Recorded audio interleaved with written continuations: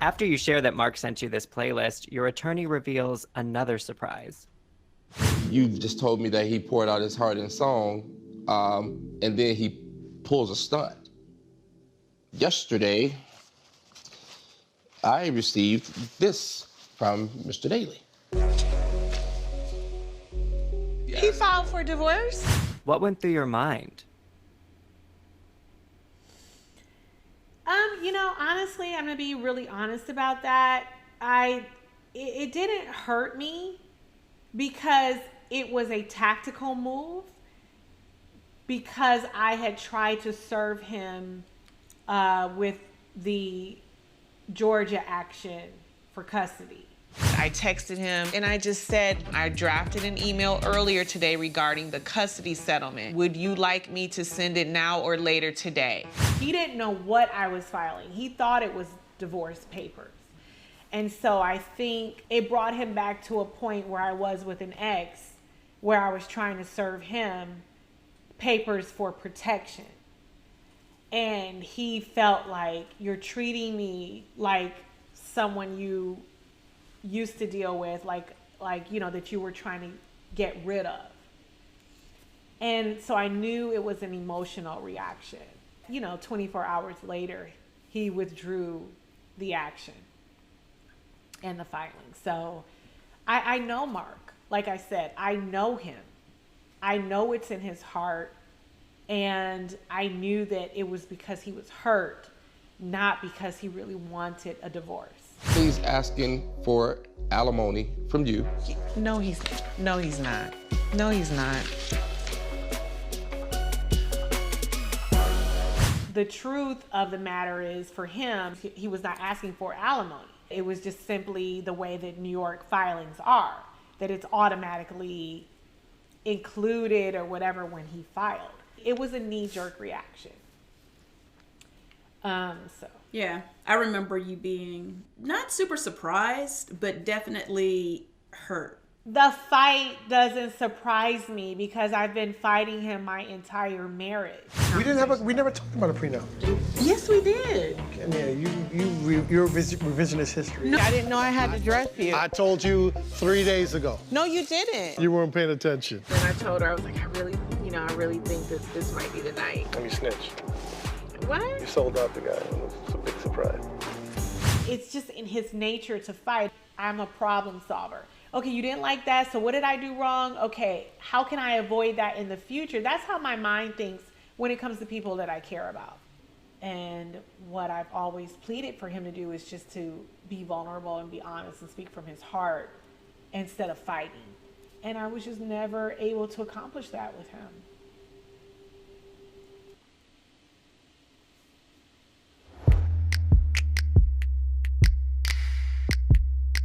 Cynthia, you seem to learn a lot about yourself in the dungeon. Yes! Unbeknownst to me,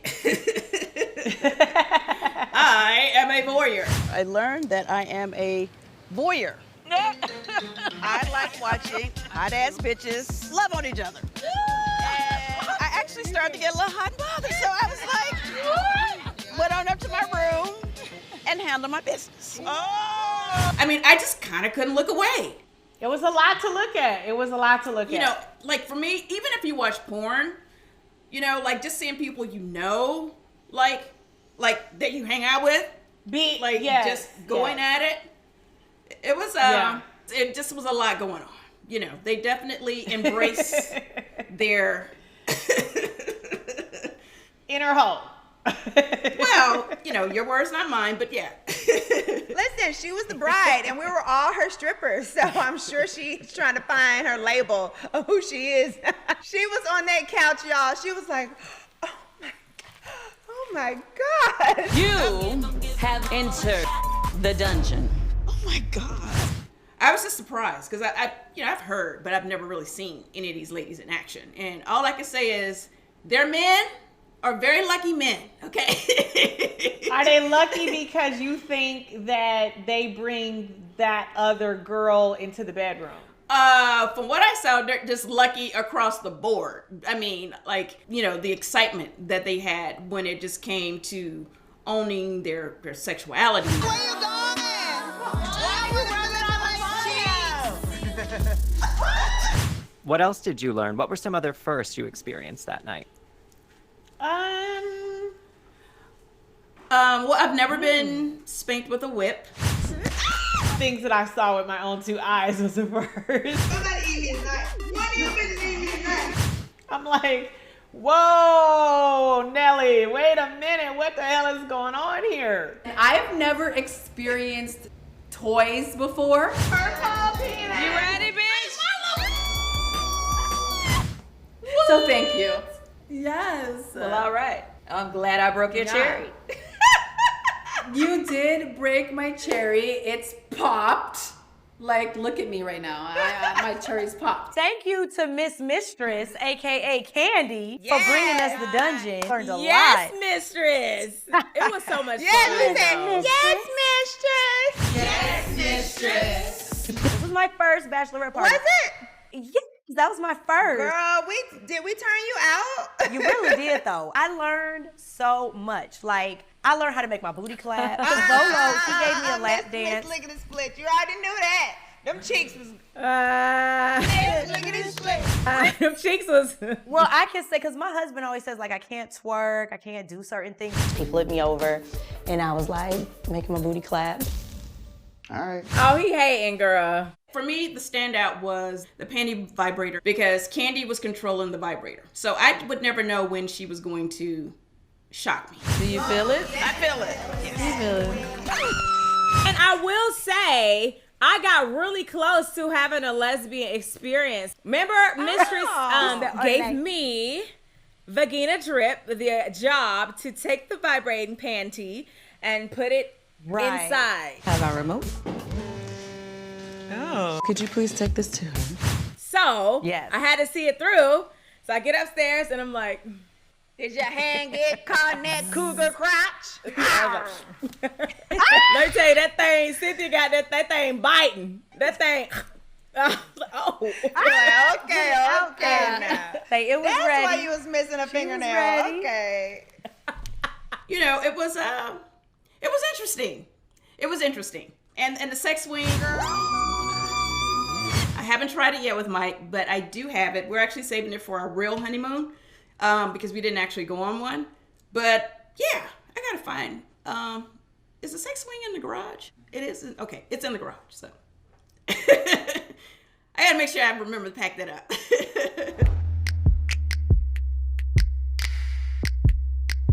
Tanya reveals that she slept in the same room as Portia and essentially puts herself at the scene of the crime. Never put yourself at the scene of the crime. Never! All I know is that I spent the night in this girl's room. Okay. This is so juicy. Oh my God, this is so juicy. First of all, when she got upset at the table and she was saying some empty rhetoric. And I stood there because I'm like, I don't know what I'm hearing. And am I really hearing what I'm hearing? Probably because you haven't had them in a really long time. And I'm like, what? So that gave me my first clue. So I was like, oh, okay, look how angry she's getting. Look how defensive she's getting. You don't gotta explain this I mean, I have to explain it. That is the number one sign of someone being guilty is them being defensive. So I was like, oh. And then when she said, well, I was in the room with Portia. I spent the night in this girl's room. And Portia's reaction. I don't give a about this dinner. I'm ready to go home. You ready to go home? And I'm finna take my ass to bed. Bye. I was like, girl, and you claim to be so smart. You just put yourself at the scene of the crime. Thank you. I thought it was kind of dumb. Yeah, I don't understand why Tanya ever admitted to being in that room because it's not like Kenya could say for sure she was in there. Portia wasn't even talking at the dinner. She actually left the dinner. You see what you did, Kenya? You see what you did, Toya? You ruined it. You ruined it. Tanya probably should have taken the same approach. Yeah, Portia kept it cute and classy. I felt like Kenya's words really triggered Tanya, which is why Tanya was trying to defend herself so much at the time. And because because Kenya has a way with words, she got through to Tanya and pulled information out of her, which is why you don't deal with a bitch like Kenya. Okay. I would make a brilliant detective. I wish CSI would call me because I would take that job. Cynthia, do you remember how she was reacting though? She was like, "Oh, Kenya, you're just doing what you always do." I feel the need not to sure, and I can't say if dispel someone's this. Keep actually having talking. sex Oh God, you're because- frustrating. Now you're trying to say I'm making this up. No, Tanya, I'm not making it up. It happened, and there were witnesses, even though some of the witnesses may not speak about it right now. It happened, girl. Stop. It's just not cool. I honestly think Tanya was collateral damage because of Portia. I honestly think the focus is always Portia in a weird way. It's like an obsession. I'm always like, damn, like even just little moments on the trip, you know, Portia can be doing something. Then she's like, Portia, you Like know. when we were at dinner. I'll wait for you guys to get off the phone. I'll wait for Portia. No, you can go ahead. You know, or can y'all pay attention, Portia? Is this kind of like a way to just, it's like a gnat, like nagging and picking at her. And this is weird. This is like a bit stalkerish and like obsessive. And we should figure out how to move forward and to how to make you care a little bit less about what Portia has going on. You know what I mean?